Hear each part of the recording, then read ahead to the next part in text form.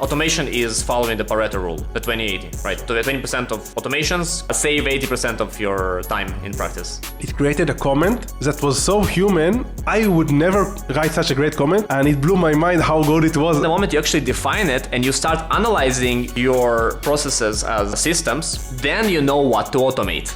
It's compressing time, it's saving manpower, and saves money. What's the most common mistake you see entrepreneurs make with automation, and what does it cost them? For me, AI is an excellent tool and an amplifier, but an automation doesn't necessarily mean we are going to use AI.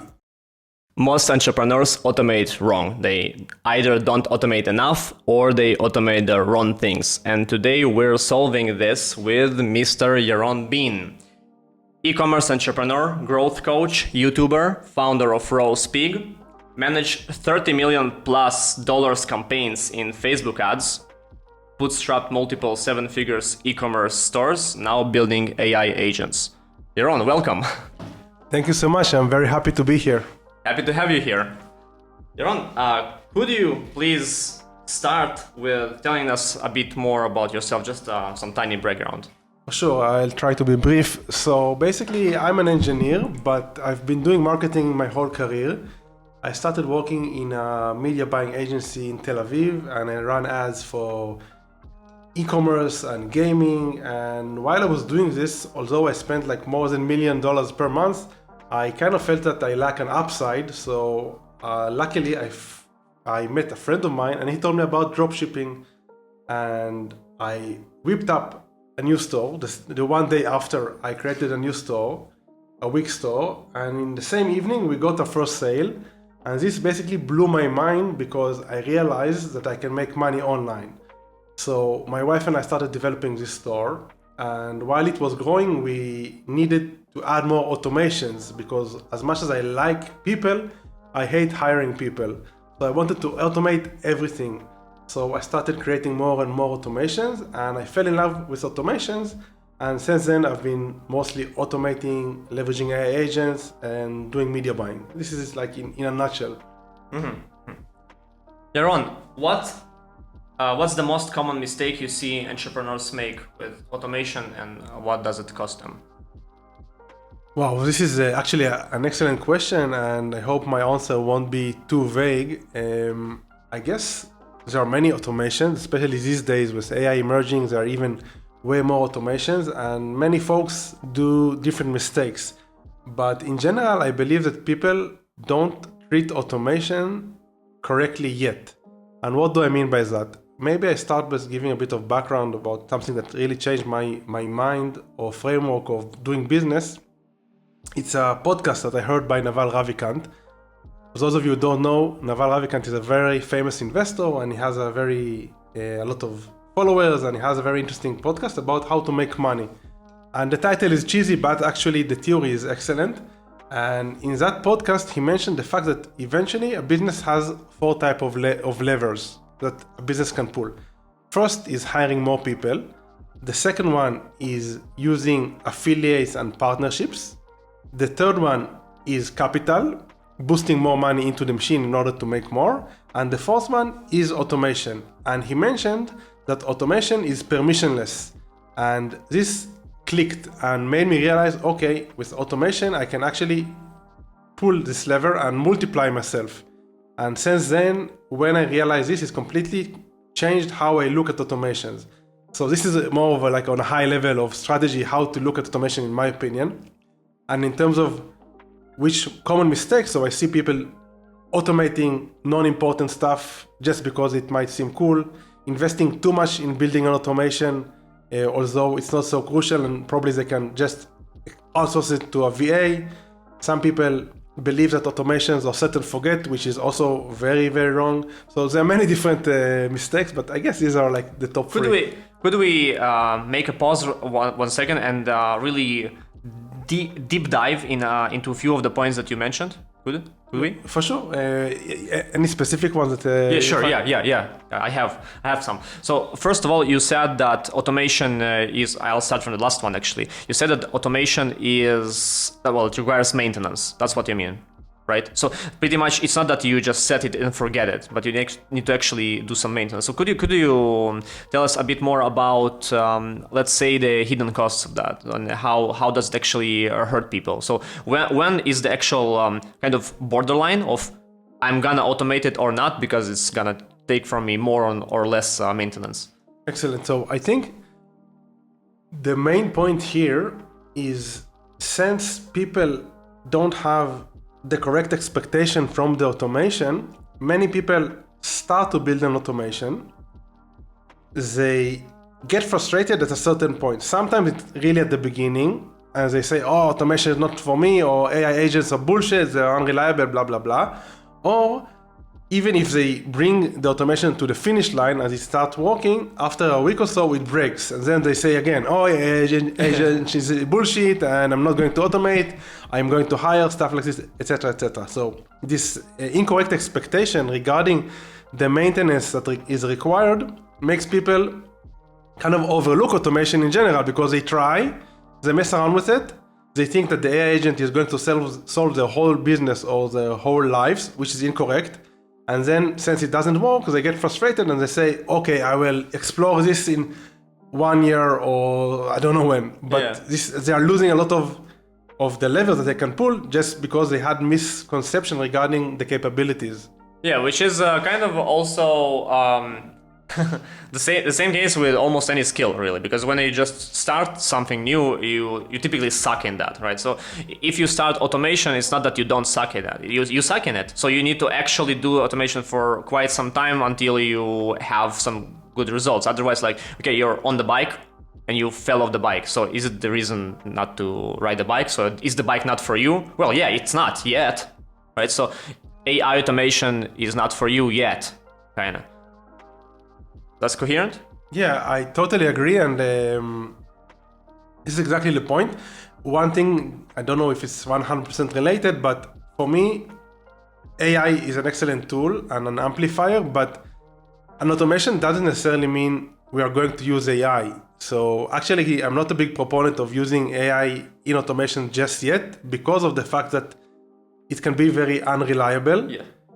AI inherently is probabilistic. So once you add an AI agent that has an LLM brain, it becomes probabilistic, so it's less predictable. And due to this, I think that first of all, one must understand that there are workflows and automation that can streamline a ton of stuff in your business without even involving AI. You can use AI perhaps for the bidding phase or for the ideation, but you don't need this probabilistic element or node in your workflow. So I just find it important to make this clear distinction between an automation, which isn't 100% relying on AI, and an AI automation, which is basically an automation powered by AI. Yeah, so I also agree with you, and I would say that, automation, when you do automation, you want it to be as deterministic as possible, right? And when you do some traditional code is by definition deterministic, and the only thing that may go wrong is just if it's bugged or if you under-engineer it. But the thing is that with AI, you can have a bug and under-engineer it, and also even if you don't, there's still not enough determinism in that. So that's actually one of the reasons why I mainly use the models by Anthropic, by pretty much Claude, because it's the most deterministic models yet now in the market. So even if it costs much more than whatever Gemini, for example, I'll use that because this determinism means that I can actually use it in a system and actually rely on it to some extent, right? But still have some way to fall back, but not to put too high stakes on that. That's also I'd love to hear what do you think about the trends such as the Claudebot? Is it called Claudebot? Yeah, the kind of automated personal assistant, full YOLO mode, buy stuff for me, rent stuff for me. What do you think about that? So first of all, regarding what you said, it's not that I don't disagree, but I think it's important to understand that some automations, I want them to be deterministic, but some of them, I don't care about determinism. Yeah. So this is also important to emphasize. So I have an automation, for example, that helps me with Reddit commenting. And the other day, it created a comment that was so human. I would never write such a great comment. I'm telling you, it blew up. It got me like 4,000 different karma points. Just this comment. And it blew my mind how good it was. And I would never come up with this type of comment. So sometimes you want the creativity of the automation. I hope just important to understand and realize. And regarding CloudBot and these trends, I don't know if by the time we go live, CloudBot will still be the thing, But in my opinion, most of it is interesting in terms of the experiment and seeing how far we can take it. But most of the time I try to avoid hopping on these trends because it's very energy consuming, while I prefer waiting for the other kids on the block to check out stuff, test it out, and if some stuff emerges and eventually is adopted by Cloud Code or Open Code, then I take a look. But I don't want to spend too much time on this exploration.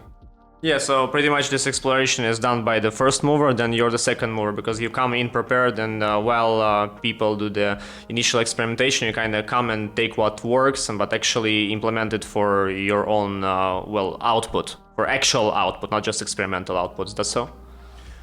Yes, exactly, because sometimes, more often than not, this is just noise and bullshit. Yeah. So why should I be involved in this bullshit? I just wait for other people who are get more excited or wanna explore this. I let them explore and I optimize for my own goals, which isn't necessarily exploration, it's more exploitation. Yeah.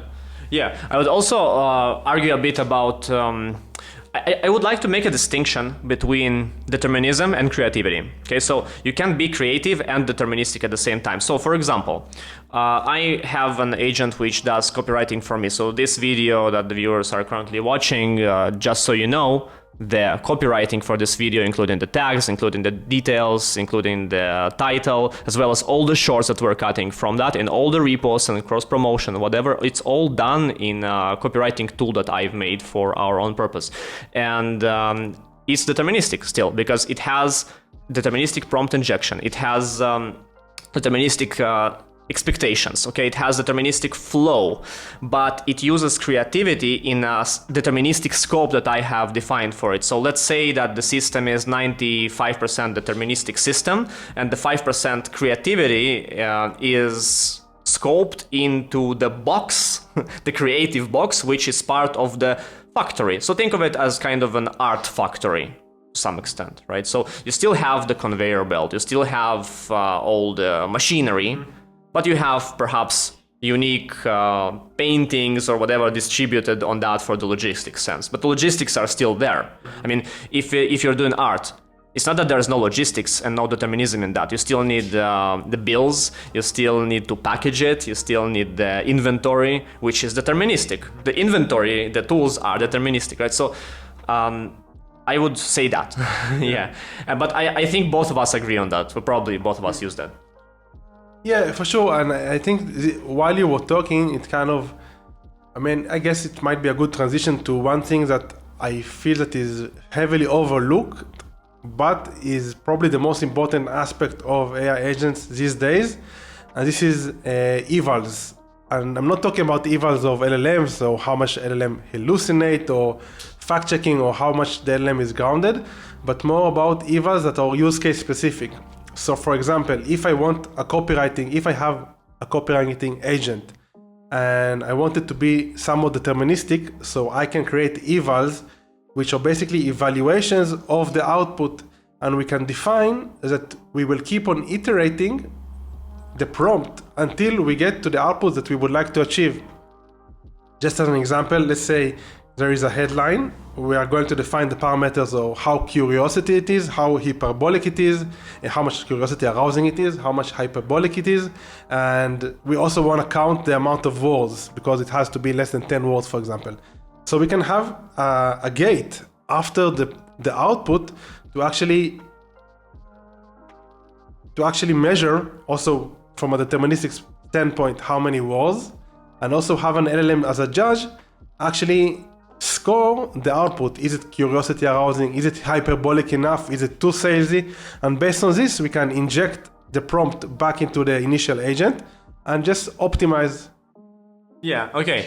Yeah, that makes perfect sense. I also do that in some stuff. I would like to hear your personal opinion on how much time is it worth to even invest on such steps of evaluation, because it takes extra time to develop it, right? So pretty much you could spend the time on, for example, automating something else. Our budget of time is super limited because there's just so much stuff that we can automate. It's not that we just have one thing in our life and we just automate that and we're done. No, it's just, it's never ending. So you're kind of stuck between, well, at least I am. I'm not stuck, but I would say that I need to think twice before I decide to automate something, because if I automate X, it means that I don't automate Y currently, at least. So I need to prioritize. So what's the priority? Is it to automate more stuff to at least give you good enough output that you can evaluate by yourself or with the help of a VA, employee, co-worker, partner, or to spend the extra time to create the evaluation, but sacrificing kind of the basic automation, the fundamental automation, the first steps on other stuff? What do you think about that? This is also a great question. And back in the days, they used to say that content is king. And I started saying already 3 years ago, before everyone mentions this word, that the context is king. So this is highly context dependent. And what I like doing is using a framework that is actually from the world of CRO. It's called the ICE framework. And ICE stands for impact, confidence, and ease. Basically what you do, you take... It's an investment, actually. Yeah. It translates, you can do it for in anything, actually. Because you're investor in your own activity. You invest your time. So it doesn't have to be money. Like if you do something, you're an investor right away. So you need a framework to decide if you do that. No, I love that framework, by the way. Tell our viewers a bit about it.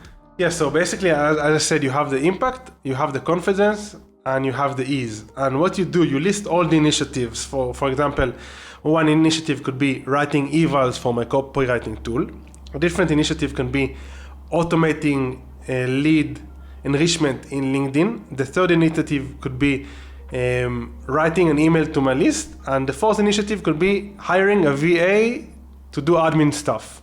Now I have all the initiatives listed out, and I'm just going to score each one of them on these parameters, impact, confidence, and ease. Give them a score between 1 to 10. And you do this very intuitively. And eventually what you do, you just multiply all the scores. You can also do it like a weighted multiplication. So let's say impact is more important for me, so I'm going to do the impact has like a multiplied by 2, for example, or whatever you want to do from a mathematical perspective. But eventually you get a column with all the scores per initiatives, and you just sort by the most important initiative, which is basically the one that has the highest combination of impact, confidence, and ease. And this really helps because it makes you detached in a way from the initiatives, and you're not being sucked into stuff that might be cool or might be exciting, but exciting today. Exactly, but isn't necessarily the best investment of your time, which, as you said correctly, we are all just allocators of time. So, quick question.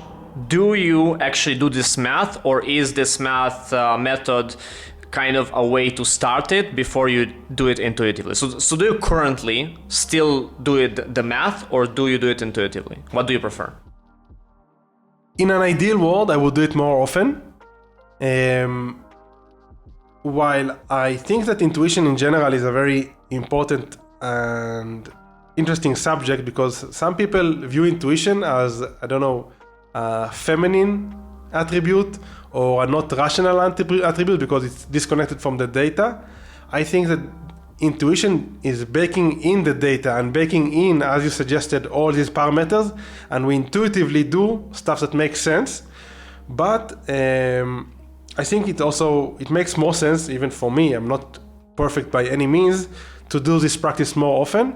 And I think the practice is mainly valuable when you're really lost, which happens very often as an entrepreneur. So when you're getting started, or when you're in a fork in the road, which obviously also is very frequent. Okay, it makes perfect sense.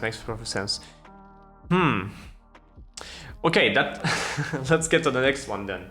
Could you tell us a bit how the automation gets to marketing though? So because I bet that a lot of the viewers are actually indecisive about automating their marketing, because marketing means that you have to actually invest money and you need to make an experiment which might burn you a lot of money, and like, could you even trust AI with that yet? And how should you do that right in the right way so you don't kind of burn too much? Or should you, like, maybe that's the way, maybe you actually have to burn some budget and then test a bit until it works? I mean, because it's kind of a high cost to pay, because that's just time. It's not that you spend time and it doesn't work, you spend time and budget, right? So it's double pain. How do you do that correctly? This is also very, very context dependent, and one can say that time is money. It's also a cliche, a very famous one. It's very famous for a reason, though. Exactly. So it really depends on specifically what you want to automate. But as I said before, in the framework of Naval Ravikant, money and automation or levers, and you can decide. There is like, let's imagine them as a knobs that you can, or levers actually, that you can pull, and they are not a binaries. It's a spectrum. You can decide to invest a lot of money with little automation, or a lot of automation and coding without money, or do both. It really depends. So it's up to the business and what is the current state of the business to decide how to leverage this. Now, specifically, I think what you alluded to in the question is marketing, is automation in the realm of marketing, and specifically in paid ads. And of course, paid ads is, as the name implies, are paid and requires capital. And here I always believed in velocity and volume. And I believe that when you generate a lot of volume, it means that you can move faster, and then you can experiment better because you get more data and you kind of compress time. So even if you pay money and use money, which is unavoidable if you really want to grow, in my opinion, obviously caveats and outliers, but let's forget about the disclaimers. So I think that automation with capital can really make the, how I'd say, the perfect big bang, you know? Mm-hmm. Okay, how does someone actually start? So what's the first thing someone has to do to actually step into automating his marketing if he's just not doing any automation so far? I guess automation and marketing are both very broad terms. So I'd actually do the ICE framework. I'd actually lay down all the initiatives that I'm thinking about. I'd speak with my team and see what they hate doing, what requires a lot of time on their behalf. Think about where I can capitalize more, and based on this, lay down the initiatives and use the ICE framework. I think it's especially useful for beginners and people that are not in the flow yet. And then the sky's the limit. You can automate LinkedIn outreach, you can automate commenting, you can automate creative generation, you can automate a lot of stuff if you have the correct engineering and you understand the product. Like if you have the know-how of the building of the automation and the know-how of the process, there's no reason why not to explore the idea of automating. Makes sense. And where is kind of the border between using existing tools and making your own tools? Because, well, automation, it can mean a few things. It can mean that you just take something that someone already wrote and you just set it up for your own, you configure it for your own setup, or you write some glue that actually takes different tools that you're using, different methodologies that you're using, and sticks all of that together, pipes it together, which requires kind of custom programming. Well, nowadays it's much easier to do than earlier. It doesn't even require a programmer nowadays. It just requires some kind of a shift in the mindset, right? So when people should be using the tools, and when should they be writing their own tools? At least now, in 2026, in the beginning. Yeah. So, and this is something that I'm seeing very often. in sales calls and in discussion with potential prospects, today there is this notion that it is very easy to build, and I also have this bias. I can see a great solution and I say, okay, let's just spin a cloud code environment and just build it. But the thing is, it's a misconception, obviously, because you can build a prototype, get to what seems cool very fast, but then to understand the nuances, to make it reliable, to make sure that it doesn't break, this requires a ton of effort. Now, if you want to decide whether or not you should build or rent, it boils down to many factors. How important it is at the moment. How urgent do you need tomorrow? So you better buy off-the-shelf solution. If you're willing to wait, so maybe build a custom solution, but it will take longer. So how important, how urgent, what is the current tech stack? If it's a tool that already integrates with your current tech stack, so maybe it makes more sense than just trying to customize. But if you need something unique and your tech stack is a legacy tech stack, so maybe it's better to build a custom solution. And the fourth aspect is, what are your technical capabilities at the moment? Can you allocate resources to building the solution? So I think it's like there are many aspects that need to be boiled into this decision, and I cannot answer because it's context dependent. But I guess the most important thing is, don't underestimate the complexity of building a solution. It's one thing to build it with base 44 or whatever, but it's miles away from building something reliable. Yeah. I would say that it's a common pit that people fall into, and in particular engineers, like people with engineering background, they say, hey, why would I rent it if I can just I build it myself and it will fit my needs better and it will be kind of free for me. Well, first of all, that's not free. Let's face it, it's not free. It takes shit ton of time. And secondly, so when you're building it, so if you're renting something, then it's not expensive typically. Well, what's expensive is to build. The question is, when you're building, what value are you getting out of it? So are you actually going to just use it for yourself, or are you going to distribute it to clients? So are you making a product? Because if you're building something, let's say you build a sauna. Okay, so you have a sauna now, and you go there once a week, and you use it once a week, but it's for 6 days is just useless, right? It's just empty real estate. So rent it out, give it to clients. If it's actually something you're good at, if you're good at building saunas.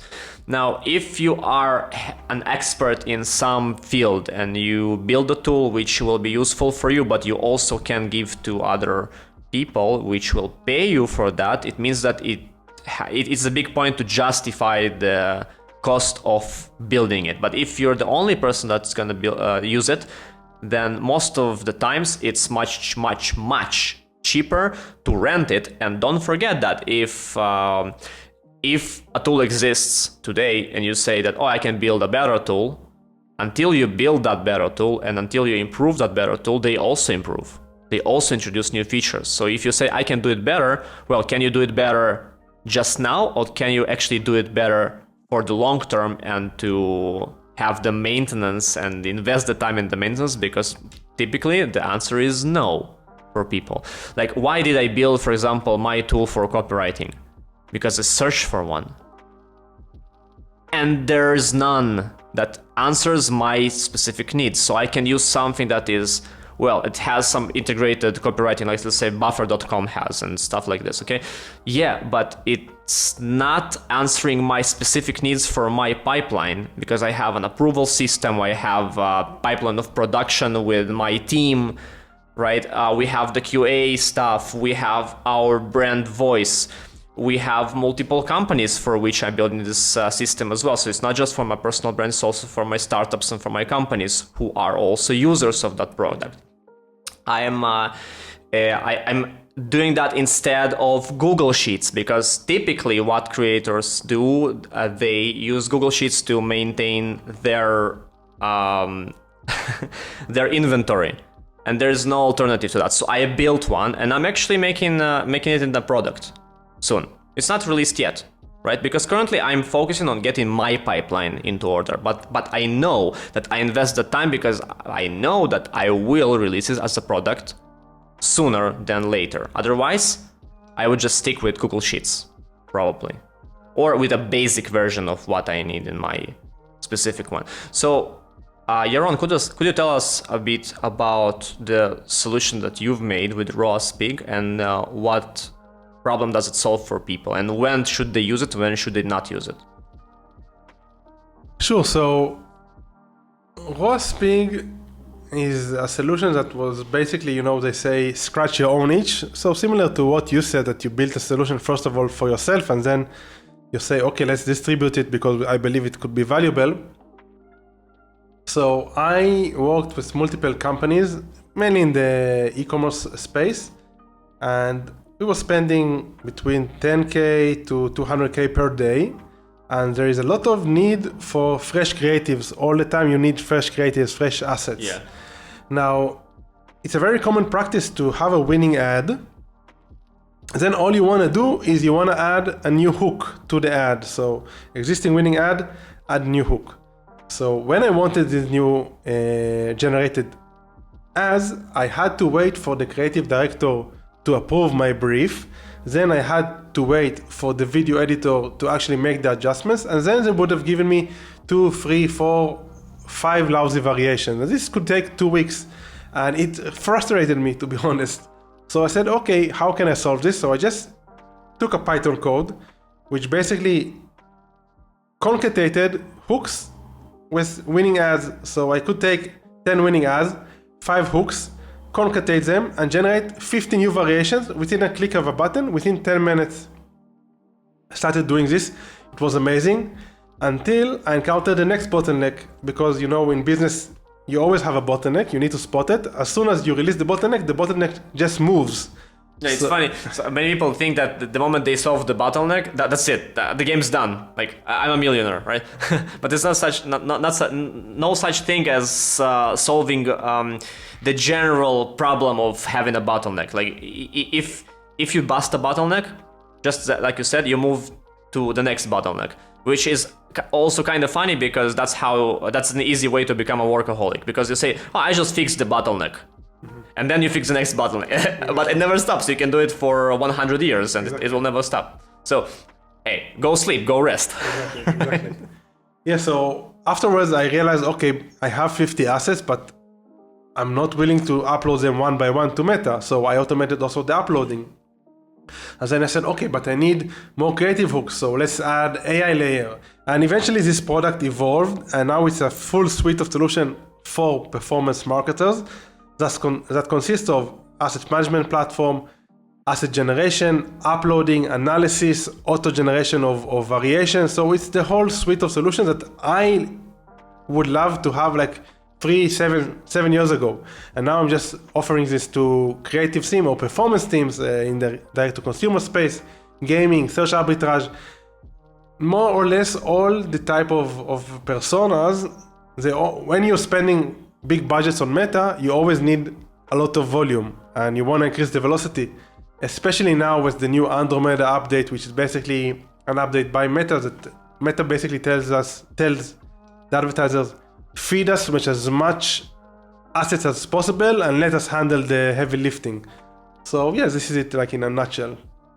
Yeah, so pretty much, if I understand correctly, this is an analytical approach, this data-driven approach to marketing, but you solve the specific bottleneck of the creative part for that, because then pretty much instead of the editors doing 10 times more work that they would typically to create such a large amount of creative assets, right? So this way you can actually just duplicate that with click of a button, and then you can actually use the data-driven approach and have better marketing, better analysis by the actual social media platforms, but without this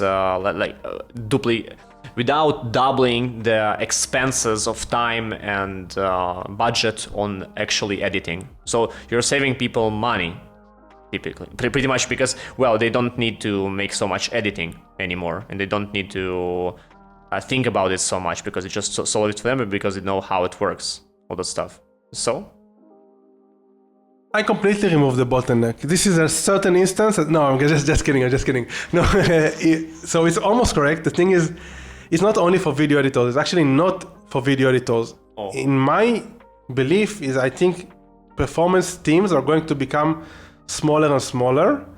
And this is a solution for a performance marketer, I'd say in the future, or because it not only does the video editing, it does a deeper layer of analysis. So for example, you upload 50 assets to the platform, AI analyzes all the assets, it tags all the assets based on attributes.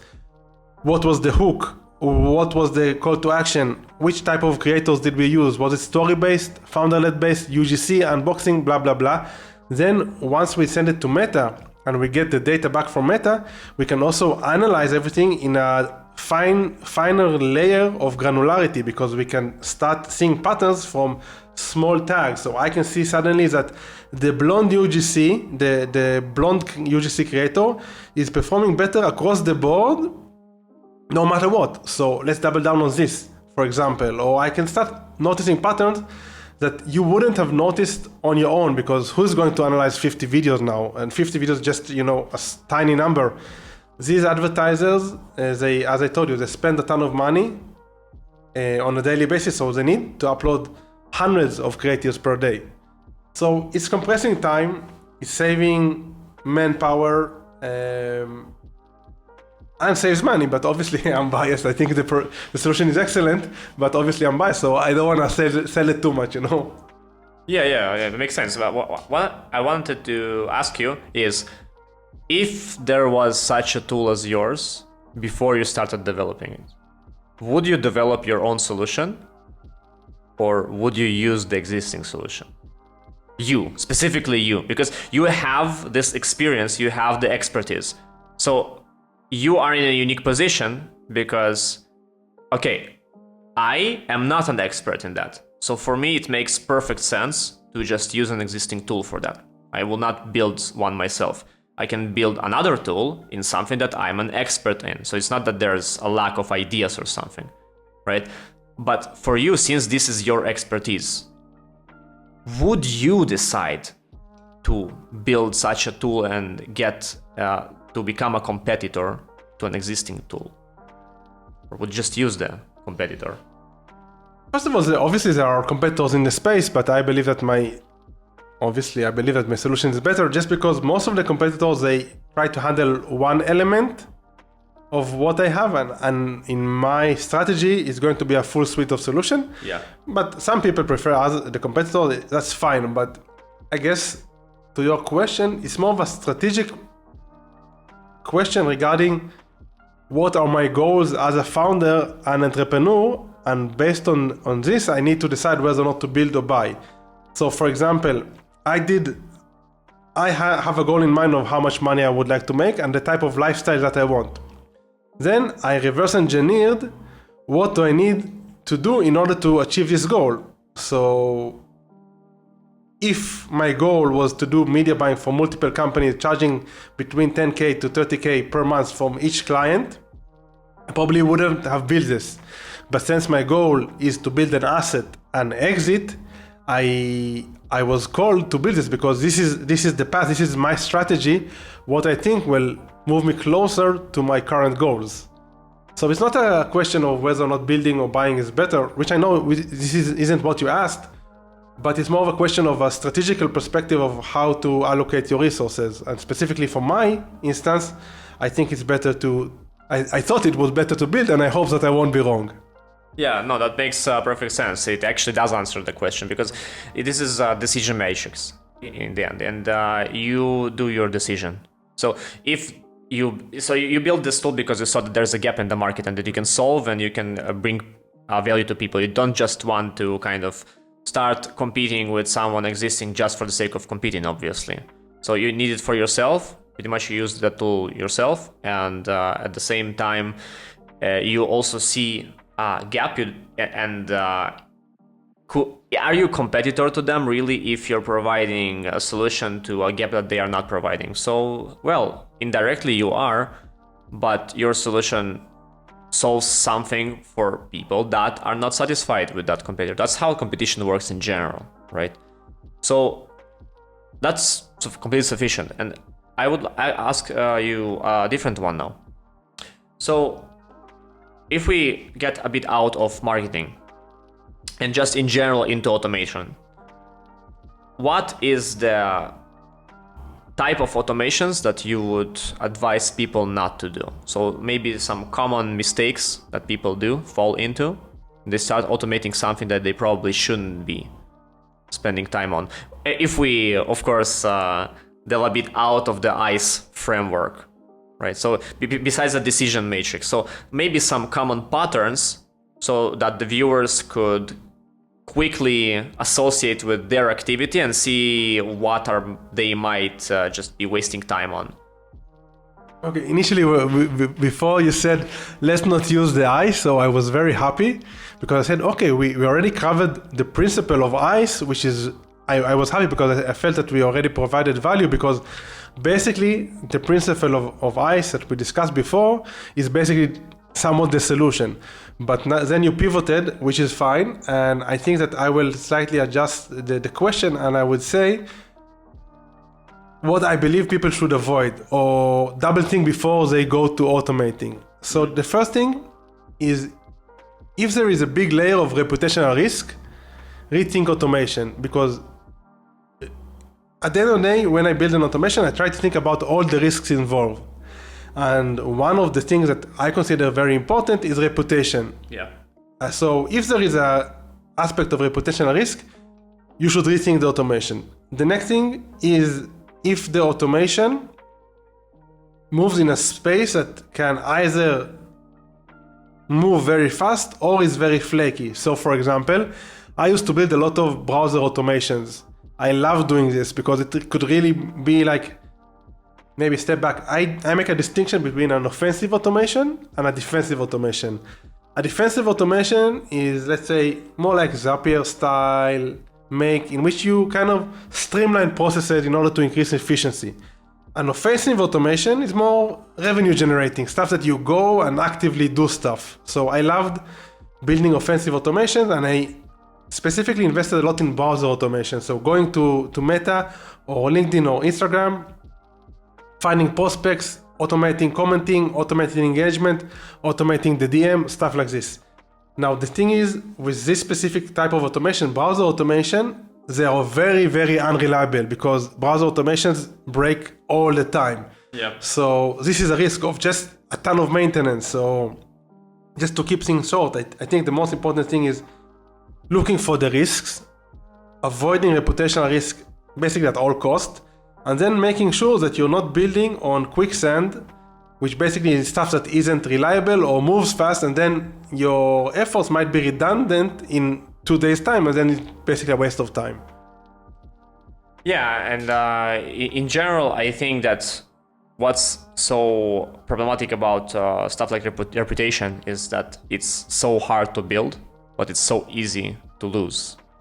So if you're automating something that puts your money at risk, well, depends how much, what are the guarding rails. So if the worst case is, let's say, losing $100, okay, it's not that hard to make $100. So you risk $100, you don't, money is important asset and we don't want to be wasting that, but 100 is not such a big damage. So reputation, you can't really kind of limit their damage to reputation. It's not that like, hey, I allow you to do some experiments as long as it hurts my reputation just by a maximum 1%. Like, it doesn't exist, such a metric doesn't exist. Now with money though, you can actually say, okay, so I'll put my money at risk, which we always do because we are entrepreneurs. That's what we do. Yeah. We put our money at risk. We test marketing, we test campaigns, we test initiatives. And with money, we can actually kind of set some guidelines. So we can say, okay, we'll try this. Worst case, that's what happens. Best case, that's what happens. Am I ready to pay the worst case price? But with reputation, you're probably not ready to pay the reputation price, so you should not be doing that. Like, Am I fine paying $100? Yeah, sure. Am I fine that I will be presented as a liar or as an unreliable person online? No, hell no. I'll pay any amount of money because my reputation will get me any amount of money back. But none amount of money can get your reputation back, right? I almost agree. I think eventually it's the concept of hedging. As you said, in the worst case scenario, if I do this X, so I'm going to lose $100. So I'm hedging my downside. But I believe that also in reputation, you can hedge your downside. So it's one thing to lie, rape, mislead, then you have no hedging. But I do take reputational risks. It's just the size of the reputational risk. So for example, I can and will automate LinkedIn outreach. And there is also an reputational risk involved there, because if it, instead of filling out the name of the prospect, is still going to show first name as dynamic field, there is still reputational risk, yes. But it's hedged. I don't care, to be honest. So I'm just going to say a joke, this automation is shit, and move on. So it's not as if, I think it's just important to emphasize that also you can also hedge the reputational risk, but you should truly think about what is the worst case scenario in when it comes to your reputation. It's fine to risk it, but you just make sure that it is hedged. Yeah. Yeah, I agree with that. And actually, when we think about stuff like LinkedIn, so people actually have some expectations that the outreach might be an automated thing, or it even not even a script. Maybe it's just your employee logging into your account. So what's the worst case scenario? They will think that you're a bot. Okay, so what? No, it's not that high of a price to pay. It's like just, again, limiting your budget to $100 and not letting it, not giving it access to whatever, to your full bank, right? Like, for example, you can pay an affiliate marketer by giving him a credit card, which is limited to, let's say, a budget of $200, and just say, hey, do whatever you want with it. Just promote the episode or whatever it is, something like that. Actually, we did that in Game Ready, my company. So we have a podcast there, and we also have an affiliate network, and we cooperate with podcasters. So pretty much we provide them some limited budgeting so they can have some better outreach and better production for their episode, which is sponsored by us. So you want to sponsor someone, you don't give them your bank credentials, you give them limited stuff like credit card. So pretty much this way you're protected. Even in the worst case, they will steal it and they will not use it for whatever. Like, you can limit it by merchant, by the way. Sure. So yeah, but still, so do we have kind of a summary that automation should be always considering in the factor of worst case scenario of are you ready to pay the price of the bug if a bug happens in the automation? I think it's a universal principle. It's not limited to automation. In business or anything you do in life, you always weigh whether or not there is, what is the worst case, what is the medium case, and what is the best case, So obviously, since it's universal, also in automation, you should always weigh the worst case scenario and then decide whether or not you want to outsource, you want to eliminate. The framework is automate, delegate, or eliminate. So you can decide whether or not you want to automate, delegate, or eliminate. And you always must consider the worst case in anything in life. Not that I'm a life guru, but I think it's pretty obvious. Yeah. No, I agree with you. It's obvious for you because I'm a smart person. So, to continue that, for people who don't have so much experience of automation, right? What should they start with probably? Like, what can they do this week? Let's say they don't use AI coding, they don't have Cloud Code and stuff like this. So what should they do this week that you think might be kinda the best exercise for them, which is also a practical exercise that has some practical good implications that they could apply now, pretty much today or this week, and enjoy the benefits and reap the benefits and prove to themselves that, automation is actually useful and I don't need to waste a whole year of my life until I get it right. Is there something that you can recommend? At the end of the day, automation is basically taking a process, breaking it down, and using a machine to do it often or faster. So I always say to people that don't have confidence because they are not builders or because they are not engineers, listen, if you understand a process and you have the logic capability, which you have because I can see that you have a brain between your ears, you should start removing this lack of confidence and start exploring the world of automation. As soon as you understand that this type of automation you do on a daily basis, because what an automation is comprised of, it comprised of conditions, if else, it comprised of loops. So I should do something for X amount of times, or while this is happening, let's do this Y amount of times, etc., etc. So once you understand the building blocks of an automation, which is basically the building blocks of programming, you can start using very simple tools in order to automate. So this is from a mindset perspective. Stop being afraid of the word automating. Stop assuming that because you didn't study computer science, you cannot automate. And once you remove this fear, what I suggest doing is going to N8N, which is a solution that is kind of in between the heavy Cloud Code stuff, but still it is capable and flexible more than Zapier or Make. And do their beginner's course. Just find a beginner's course of N8N, then do the intermediate course. By the way, I'm going to publish a course in DataCamp about N8N, but I'm not sure if it will go live when this goes live. But in general, just do one course. I think you can invest 6 or 8 hours and you will be way ahead of where you are at the moment. And then little by little, you start automating processes. But going back to what I said, it's like anything in life, it starts with the mindset. Don't have this notion that someone else is smarter than you, or because that you didn't study computer science, you cannot automate. Obviously, someone who did study, he understands the frameworks and principles, he's probably further ahead of you. But you can do it, not in a cheesy way, but you can seriously do it, Yeah. I want to even, to go up to a bit of an extreme opinion on that, because I do have one. So I look at business as a type of engineering. This is not a typical opinion, because typically business is not considered engineering. Now I do consider business an engineering topic. So with that being said, if you are, let's say, a programmer, you need to know how to code. It's not that it's optional, right? Like if you're a computer scientist, you have to know computer science.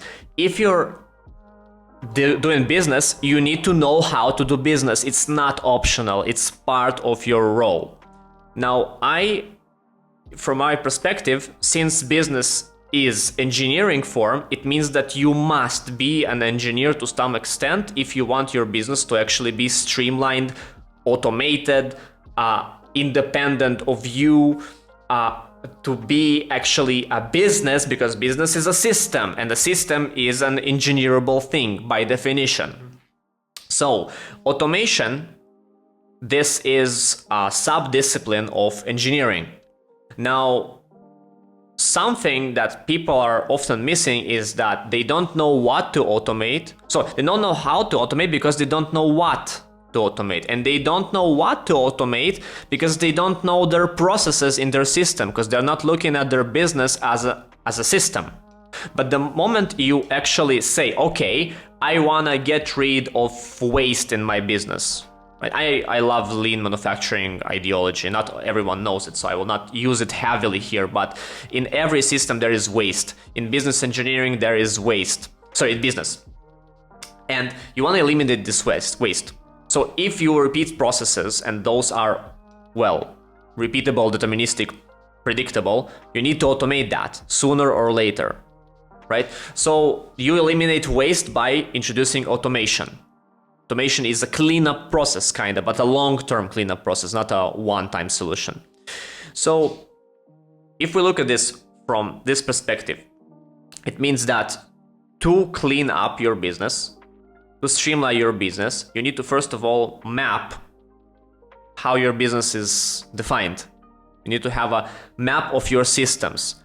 And yeah, you have subsystems in your business. It might be a website, it might be some CRM that you're using. You have a pipeline for onboarding clients, you have pipeline for hiring teammates, you have pipeline for production of content, you have pipeline for publish. You have so many pipelines, and entrepreneurs, many times they just don't think of it as pipelines. They don't think of it as systems. The moment you map it, the moment you actually create a graph for it or whatever it is, you start creating checklists, which is amazing, by the way, so easy to make. And this is literally the documentation of the process. The moment you make a checklist, the moment you have kind of a graph of that, then you can look at specific points in that graph, like a node in a graph or an item in a checklist. And you can see, you know what? I'm not looking to automate the whole pipeline. I'm looking to find one step that I can automate. Just one. And then all this huge procedure that you have, suddenly you just look at it and say, okay, let me find one. Is this automatable? Yes, no. Is this automatable? Yes, no. Is this automatable? Yes, no. And I do it with even procedures like salary payout.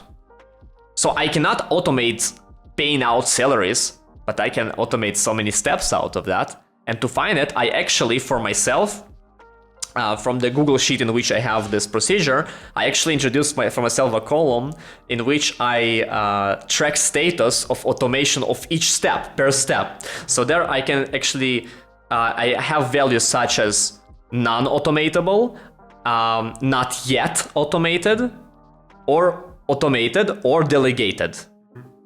And you know what blew my mind is that the moment I started doing that, actually I found out that non-automatable is around 2% of the steps that I have. I have there around 800 rows, I think. So it's a huge procedure, many optional steps. Only 2% or so is actually non-automatable stuff, non-delegatable, non-automatable. But I didn't think about this way. So I used actually to automate so many of those systems for years. Each time I introduced some better optimization, but I didn't know until I actually started measuring that, how much more is automatable. And a lot of it is. So then the moment you actually define it and you start analyzing your processes as systems, then you know what to automate. And then you have a much easier task to do, because now instead of I need to automate my business. Hello, how do I automate my business? No, now your task is fairly simple. How do I automate sending this copy-pastable message? It's super simple. It becomes so much simpler. Or how do I fill this information into this system? How do I just want to transfer this simple number into that system, so I don't need to type it manually next time. Then it becomes super easy, and then it becomes a routine. And then you just like, okay, so now I define it. It's simple. Now I just need to decide the priorities. What do you think? I think, first of all, it's a fascinating practice that I should do as well. But I think it reminds me of make me think about something which is even more important. And it's basically getting rid of viewing automation as something that is binary. Because even if you can automate certain building blocks in the process, like you're saying, it's still valuable, very, very valuable, because a process which contains of 10 steps, even if we automate 4 steps, it's still a win on the long term. Step. Even one step, yeah, for sure. It's still a win. And now, I did this mistake very often, in which if I saw the process and it wasn't completely outsourced, zero human in the loop, zero human on the loop, I just said, I cannot do this. But once you start viewing the automation as nodes or atoms or building blocks, and you just start automating stuff, so on one hand, it could be amazing, can save you a lot of time. But you need to be cautious also of not over-engineering, which I think could be like the other way of the spectrum of just engineering too much without doing the valuable stuff. Which might also cause delays. So because you see that it's so big of a work, you just don't start it. Because I mean, if you're looking at it in a binary way, it means that it might just seem too overwhelming. So it's doable, you know exactly how to do that, but it requires too much investment. So you just delay that instead of maybe automating the small part, which actually causes most of the effect. Which is, automation is following the Pareto rule, the 20/80, right? So the 20% of automations they save 80% of your time in practice, right? Yeah, I mean, I guess most of one can say that everything in life is Pareto, but I think also based on many stuff that I saw in my career, also in media buying, usually it's one product in an e-com store that's driving 80% of the revenue. Obviously, it's not necessarily precise 80% and not necessarily, but in general, this principle applies to many aspects in life and also in minority majority. Yeah, exactly. Yes. And also in automation, this is why, referring back to the ICE framework, it's very valuable to start to understand what exactly has the most potential of impact and what you should actually automate. And you can also do this ICE framework practice on the atoms level. If you choose one automation and you select each node, what you want to automate. So this is like zooming in and analyzing into certain automation, what can be automated or where you need a human in the loop, what you can delegate. So I guess it's just a valuable framework. Yeah, for sure. And this is, it is fascinating to me that both of us are engineers. We're coming from engineering background, both of us, and we're doing business nowadays. Okay, so we have the background of business, we have background of engineering, and it took us so many years, even though we are on the higher analytical spectrum of people. It took us so many years to actually understand that this is not binary, that automation is not binary, that we can actually break it down and can actually, just as you said, automate partially. And it requires a shift of mindset. And what's mind-blowing for me is that it's actually simple. It's just that we don't think into that direction until we do. So I am completely sure that at least one viewer from this podcast is now fucking mind-blown, because he thought about it as a binary process and now he doesn't. So fucking subscribe. No, just joking. But it's crazy for me that this is just those small learnings, which you don't need to even sit 6-8 hours on N8N and learn a tool to be capable of doing that. This one is just a thing that you just heard once in the podcast or anywhere, you just read it anywhere, and suddenly your mind shifts so much that it just unlocks for you so many capabilities. You can suddenly just be 3 times more productive and unlock for yourself the real potential of yourself just by one thing that you heard somewhere, which took exactly 10 seconds or 15 seconds to listen. But a missing part, Yeah. Yaron, how could the viewers find you online if they want to hear more from you? How do they do that? So I have a YouTube channel about automation, AI, some business strategy, but mostly about automation and AI. They can just look me up, Yaron Been, Yaron. Been is Been. Description will have the link. Yeah, and I'm pretty unique. There's no more Yaron Beens on Google, so they can just look me up. And once they go into my YouTube channel, they will go into the ecosystem and they can navigate around, see the newsletter, probably get connected to ROAS, which is more relevant for performance teams. And yeah, I guess that is like a good entry point. Yeah, your channel, are you speaking there about marketing as well as, or is it mainly about automation? Mostly automation. When I do marketing, people don't seem to enjoy it as much, maybe just because the audience is already biased. So mostly automation. Yeah, that's why I asked that, is because I'm actually a subscriber on your channel and I did view a few of your videos, and that's very well. Those are topics that are interesting to me, you know, and because of that, I'm asking, because your channel is non-salesy, because in your channel you do stuff which is just pure value, and people that are interested in marketing, I suppose they should go to your site, to RawCEO, and check the product there. And if they're interested in pretty much automation, which is just non-biased, non-salesy stuff, but actually just value, because in which you kind of make it as a blog, as far as I see, so they can go to your channel and watch some of your stuff, which is valuable. For sure, I appreciate the feedback, obviously, and yeah, just go ahead, find out, see if it explores, see if it's interesting, and I hope it will. Yaron, do you have we have a tradition here in the channel to give our viewers some philosophical questions to ponder on. So what could you ask them that they can spend, let's say, 5-10 minutes on, which might unlock for them one more point? Interesting. So I actually used to have a podcast as well. And one of the most influential episodes that I had was I interviewed a guest. And while we were talking, the conversation shifted to philosophy. It wasn't any business, any e-com. Eventually shifted to philosophy.